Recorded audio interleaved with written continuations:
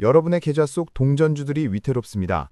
1,000원도 안 되는 가격에 거래되던 종목들이 이제 시장에서 완전히 사라질 위기에 처했는데요. 금융위원회가 발표한 이번 상장 폐지 개혁 방안의 핵심을 지금 바로 정리해드립니다. 정부는 코스닥 시장의 고질적인 병폐인 부실기업을 신속하게 쏙가내기로 했습니다. 이름하여 다산다사 전략인데요. 혁신기업은 적극적으로 받아들이되 부실한 기업은 엄격하게 내보내서 시장의 신뢰를 회복하겠다는 의지입니다. 가장 큰 변화는 바로 동전주 상폐 요건의 신설입니다. 7월 1일부터 주가가 30거래일 연속 1,000원 미만이면 관리 종목이 되는데요. 이후에도 주가를 회복하지 못하면 가차없이 상장 폐지 절차를 밟게 됩니다. 꼼수도 통하지 않습니다. 주식수를 합쳐 주가를 올리는 액면 병합을 해도 소용없는데요. 병합 후의 가격이 기준치에 못 미친다면 여전히 상장 폐지 대상에 포함되도록 그물을 아주 촘촘하게 짰습니다. 시가총액 요건도 대폭 강화됩니다. 기존에는 1년 단위로 기준을 올렸지만 이제는 반기마다 더 높게 잡기로 했는데요. 당장 올해 7월부터는 시총 200억 원을 넘지 못하는 기업들도 퇴출 명단에 이름을 올릴 예정입니다. 자본 잠식 상태인 기업들에게도 비상이 걸렸습니다. 이전에는 연말 결산 때만 따졌지만 이제는 반기 보고서에서도 완전 자본 잠식이 확인되면 곧장 퇴출 심사대에 오르게 되는데요. 부실 기업이 연명할 시간을 줄이겠다는 뜻입니다. 공시 위반에 대한 벌칙도 무거워졌습니다. 1년간 누적 벌점이 15점에서 10점으로 낮아졌는데요. 특히 중대하고 고의적인 허위 공시를 단 한 번이라도 저지른다면 즉시 시장에서 쫓겨날 수 있습니다. 상장 폐지 심사 기간 자체도 짧아집니다. 최대 2년까지 주어지던 개선 기간이 1년으로 반토막 났는데요. 지지부진한 소송으로 퇴출을 늦추는 행위를 막기 위해 정부는 법원과도 긴밀히 협력할 방침입니다. 이번 조치로 올해 코스닥에서만 최대 220개 기업이 사라질 수 있다는 시뮬레이션 결과가 나왔습니다. 평소보다 3배 이상 많은 수치인데요. 투자자들은 본인이 보유한 종목이 요건에 해당하는지 반드시 확인해야 합니다. 그런데 문제는 이뿐만이 아닙니다.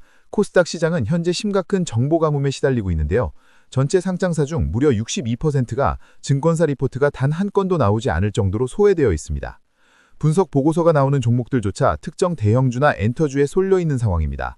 시가총액 1위인 에코프로조차 리포트가 전무할 때가 있을 만큼 중소형주들은 투자자들의 시야에서 완전히 사라져 있는데요. 최근 대세인 ETF 중심의 장세가 소외를 더 부채질하고 있습니다. 코스닥 150 같은 지수 추종 펀드에 돈이 몰리다 보니 상위 8% 종목만 수급 혜택을 보고 나머지는 찬밥 신세가 되는 악순환이 반복되는 것이죠. 개별 투자자들은 정보를 얻고 싶어도 얻을 곳이 없고 기관들은 보고서가 없으니 투자를 결정하기 어렵다고 토로합니다. 이런 구조적 문제가 코스닥 중소형주들의 주가를 계속해서 짓누르는 요인이 되고 있습니다. 금융당국은 이런 정보 비대칭을 해결하기 위해 증권사들에게 스몰캡 전담 조직 확대를 주문하고 있습니다. 양질의 보고서가 늘어나야 기관 투자자들도 안심하고 중소형주에 투자할 수 있기 때문입니다. 정리하자면 이제 코스닥 시장은 체급보다 내실이 중요해진 시대가 되었습니다. 주가가 낮거나 시총이 작은 부실 기업은 빠르게 정리되고 투명하고 우량한 기업들만 살아남는 구조로 재편될 것입니다. 상장 폐지된 기업들에게 아예 기회가 없는 것은 아닙니다. 장외 시장인 KOTC의 상폐 기업부를 통해 환금성을 제공하고 이후 성과를 내면 다시 코스닥으로 복귀할 수 있는 사다리도 마련되어 있습니다. 정부는 이번 개혁이 우리 자본시장의 신뢰와 투명성을 높이는 전환점이 될 것으로 기대하고 있습니다. 부실한 기업이 걸러져야 비로소 좋은 기업들이 제대로 된 가치를 평가받을 수 있다는 논리입니다.